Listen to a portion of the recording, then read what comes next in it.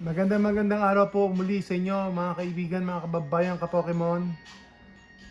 Narito po ang inyong munting lingkod, Pokejess ng Jesra Training Future Pokemon Millionaire! Boom boom boom!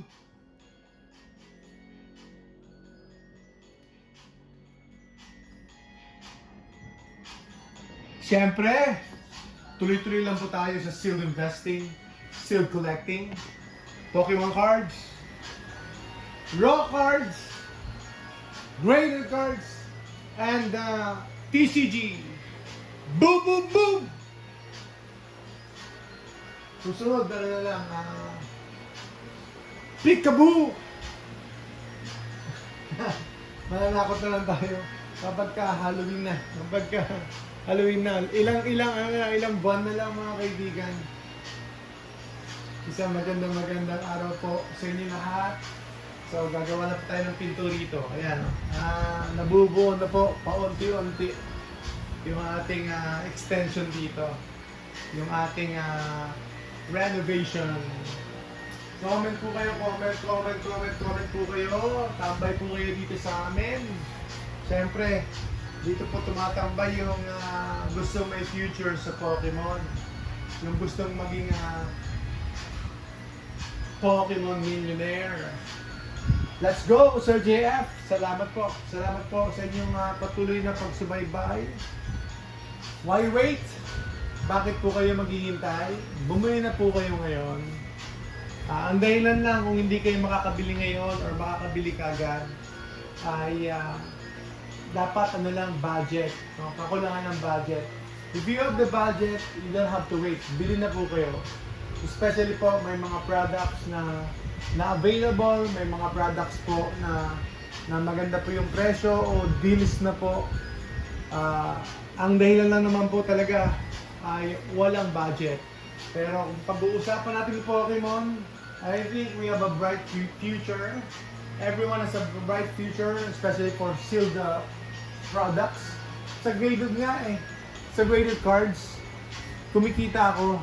Sa graded cards, kung tumaas po yung isang card ko, ang isa sa mga card na binili ko para sa inyong kaalaman, yung Dark Charizard. Ano ba yung Dark Charizard? Hollow yon. First edition, Dark Charizard First Edition. Binili ko po ng 60,000 pesos. First edition Dark Charizard Hollow PSA 9. Binili ko po ng 60,000. Makalipas ang isang taon ba yun? 1 year? So 1 year, makalipas ang 1 year, binenta ko ng 130,000. 130,000 binenta ko noong January. Around 100, March pala, sorry. March ko binenta 130. Pero chinek ko po ngayon, magkano siya ngayon? 180 na po siya. 180. So, di ba? Pag nagbebenta po ako ng graded or nagbebenta ako ng mga cards, especially po pag gano'n ng kwento, hindi ko na po kayang i-buy back. It doesn't make sense para i-buy back ko tapos i-resell ko ulit. Parang nakakasama lang ng loob kung bibiliin ko ulit.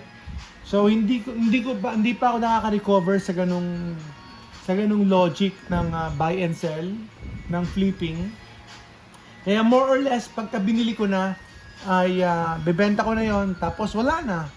Paalam na po ako sa product. Ang isa sa mga product na or item na buyback ko ulit ay yung Galarian Birds. Yun po talaga ang kahit tumaas na po siya, binayback ko ulit Galarian Birds. So, okay na ako ngayon. Ayoko na magbenta ng Galarian Birds from Hidden Fates. So, meron akong PSA 10. Kasi, one of the favorite cards po yun ng modern Pokemon TCG.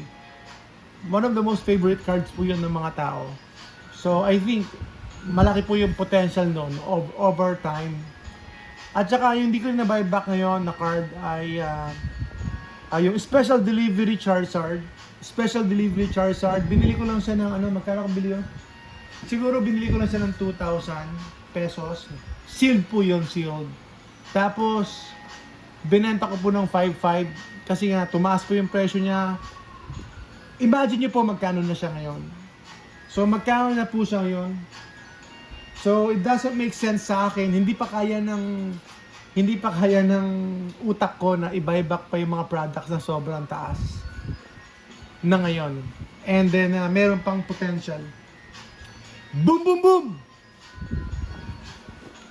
So easy play po itong Pokemon right now. Ewan ko kung magbabago ito anytime soon. Pero sa ngayon talaga easy play siya in the sense na pinablish po ng PokeBeach.com na since 2024 ang piniprint po ng Pokemon Company na cards all over the world ay pakonti ng pakonti. So billions naman. So around 10 billion plus cards ang kanilang na-print, ang kanilang nirelease. Pero by year from 2024, 2025 at saka hanggang ngayon 2026, kumunti po yung pinrint nilang cards, yung bilang kumunti po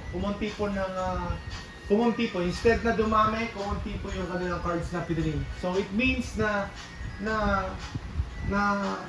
itong mga sets na binibili natin ay magbabago pa po ito in the future. Malaki pa pong adjustment or malaki pa pong i-appreciate ng mga products nito.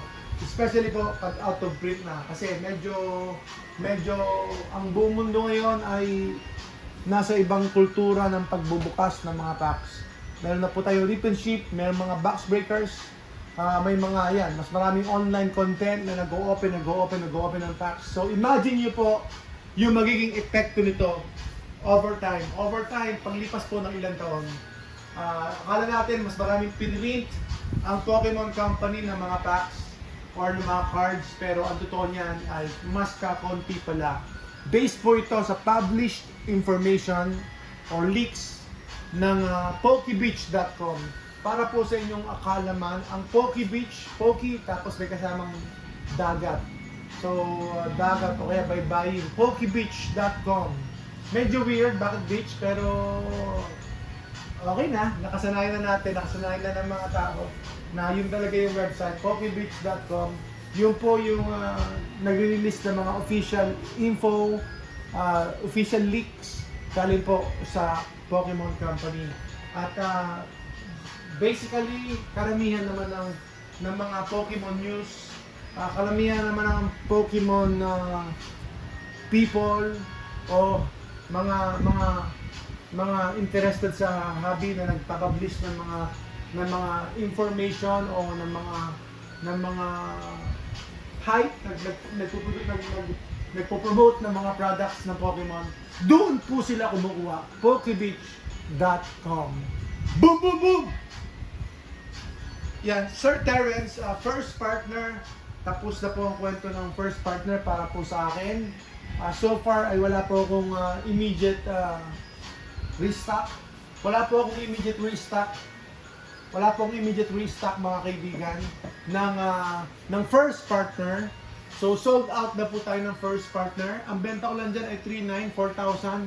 Ang pinakamababang benta ko is 3,300 kalamihan. Hindi naman ulit po natin. Please, pakitunasan nyo. Boom boom boom, Sir Chris! Magandang araw po sa inyo lahat, mga kaibigan, mga kababayan, ka-Pokemon. Tuloy-tuloy lang po tayo dito po sa ating content. Tsaga-tsaga lang. Grind lang po tayo. Sir Joseph, boom boom boom. Sir Terrence, boom boom boom. How much poster? Sold out na po tayo sa poster kasi dibs na po yung may swirl. Pero ewan ko po kung mayroon po akong available na ilang swirl yan sa 151 poster natin. So 5-5 po tayo sa ating 151 poster.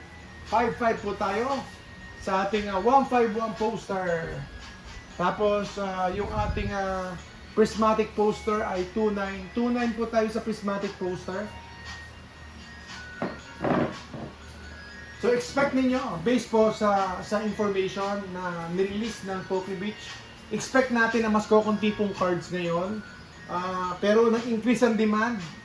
Ang dami nag-o-open ng mga packs, pero mas kukunti pala yung ginawa nilang cards. from 2024, 2025, 2026. Kaya nga po, para sa hindi nakakaalam, ang Pokemon Company po ay bumili ng isang bagong print. Hindi ko alam kung bumili, nakalimutan ko. Bumili ba sila? Millennium Print Group. Bumili po sila ng isang print company or isang printing building. Lease ba yan o binili? They bought it or they leased it? So, nag-acquire sila. Yan, para sabihin natin, nag-acquire na lang po sila ng isang bagong printing factory. So, expected na dadami po yung kanilang